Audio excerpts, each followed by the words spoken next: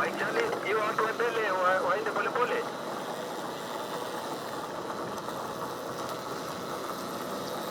Nasonga maishani, twende.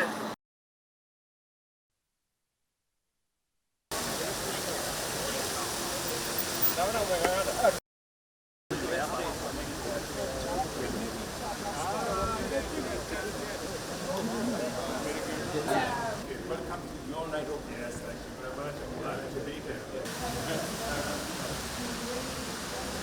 Youthful welcome. Welcome, Your Excellency. What the leaders from Kenya are telling us.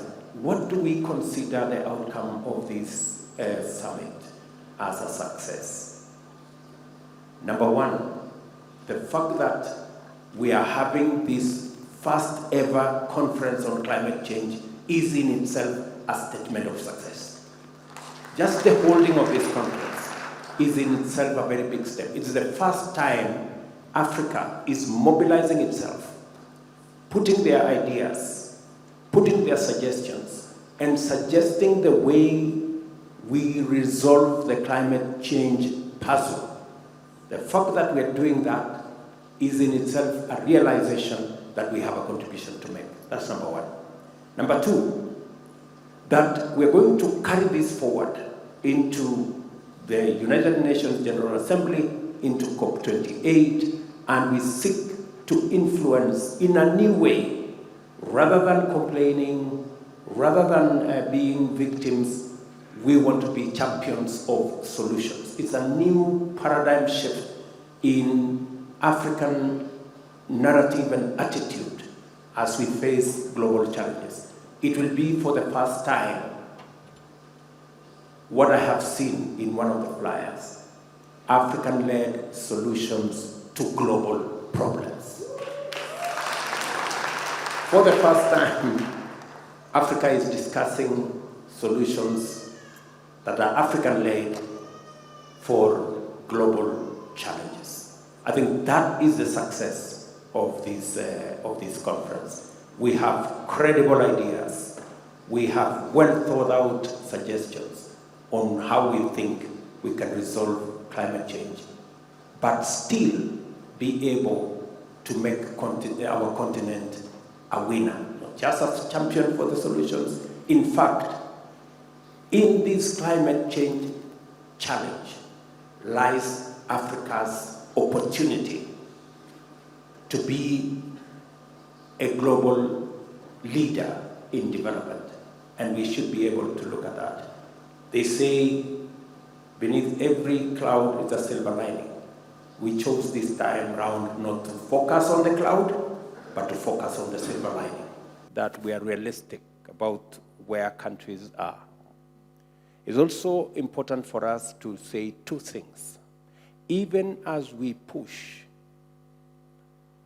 all buttons to make sure that we have green growth and industrialization and manufacturing, we must also be cognizant of where we are at the moment in terms of development relative to where others are, and how they got where they got using the wrong sources of fuel. And should we repeat the mistake without the rest of the world keeping their promise? Is the only option left. So the rest of the world must live up to the commitments, whether it is the SDRs, whether it is the loss and damage, whether it is what was committed in Paris. These are commitments that must be kept, number one. Number two, we must also invest in green energy. Today, only 1% of resources invested in green energy is invested in Africa. So it needs to be scaled up, in our estimate, to 10% by 2028 and to 40% by 2050. It is the only way we are going to decarbonize global growth. So these are very important aspects as we discuss the carbon transition. And to agree with my brother that migration is fueled heavily by effects of climate change. They cause instability, they cause conflict, they cause poverty, making people move from where they are. We need greater resilience. We need to fund. We need to make sure that countries have the resources to stabilize, to fund resilience.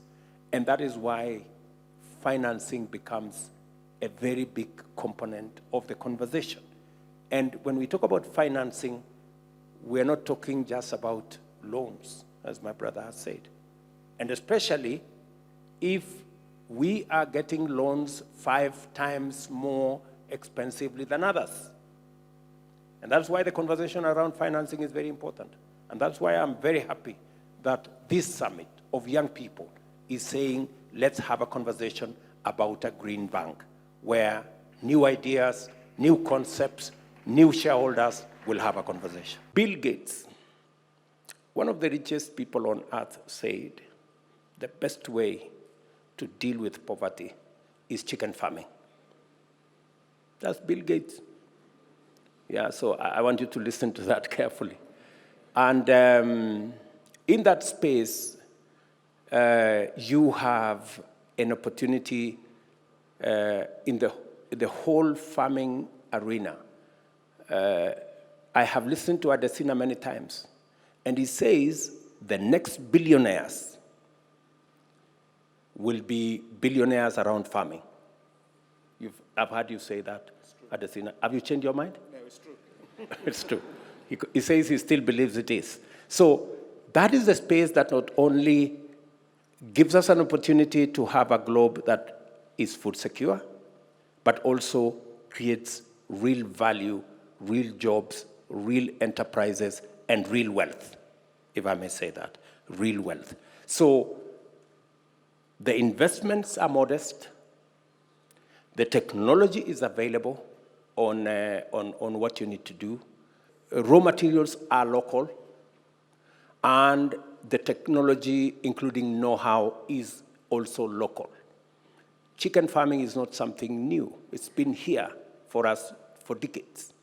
And the markets are also available. In fact, chicken is the cheapest source of protein. So if you're looking for the cheapest source of protein, do chicken farming. And if you're looking at sustainability, that you need to get the easiest, the cheapest route to making sure that we have the proteins to support our growth. And in any case, let me conclude by saying 25% of the world's labor force will come from the African continent by 2030. 40% of the world's workforce will come from the African continent by 2050. That world labor force has to be healthy and fed. And that is why chicken farming is central to us providing cheap proteins, healthy living for the future labor force, and that is the young people of our continent. The jobs we'll create, the opportunities we'll create, the enterprises that come with it. You know, many people think of a house as 4 walls and a roof. It's not.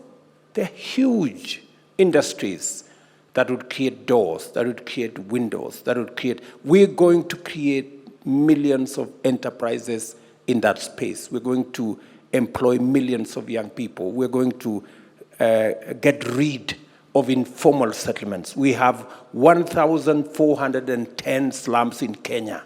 We need to get rid of them. There is no upgrading of any slum. There is no 5-star slum, as you say. And that's what I'm telling the great people of Kenya, that we have an opportunity to transform our country. It's doable. It is feasible. We must get it done. Thank you.